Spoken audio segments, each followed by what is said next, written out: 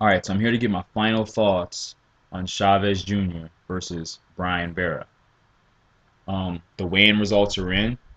Julio Cesar Chavez Jr. came in at 172.4, and Bryan Vera came in at 171.2. Obviously, I believe this fight was first initially contracted at 160, then it went to 168, then it went to 173, and it's just basically been all over the place due to the fact that Chavez Jr. is a true unprofessional and just wasn't able to make weight. He just wasn't able to make weight. The positive, Bryan Vera, is one, that means that Chavez Jr. hasn't really been training as hard as he should have, and number two, uh, heck, you're going to make some extra money. You know, he's getting a little bonus due to Chavez Jr.'s unprofessionalism. And I'm sure they've had to renegotiate this contract and make up some type of situation where Bryan Vera is getting um, more money or something had to happen. I'm sure some sort of negotiation here. But let's get into the fight itself. Um, how can Bryan Vera win this fight? For Bryan Vera to win, I think the keys are going to be really to outbox Chavez Jr. And I think Bryan Vera has that ability to do so. He also has the power to keep Chavez honest. You know, he's a sharp puncher. Um, he uses the jab pretty well, and that's going to be a huge key in this fight. He has to use the jab if he's going to have a chance of beating Chavez Jr. We know what Chavez Jr. is going to want to do: bully tactics, get on the inside, throw all that extra weight around, and really try to push Vera around.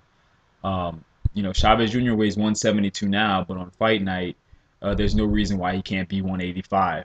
So Vera's got to prepare for that, and don't think of trying to blow up in your weight to try to match Chavez's weight. You're not going to beat Chavez at that game. That's his game plan.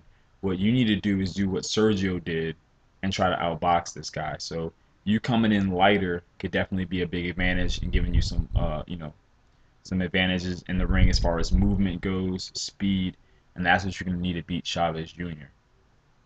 As far as Chavez Jr. is concerned, he's going to want to constantly keep the pressure on Bryan Vera.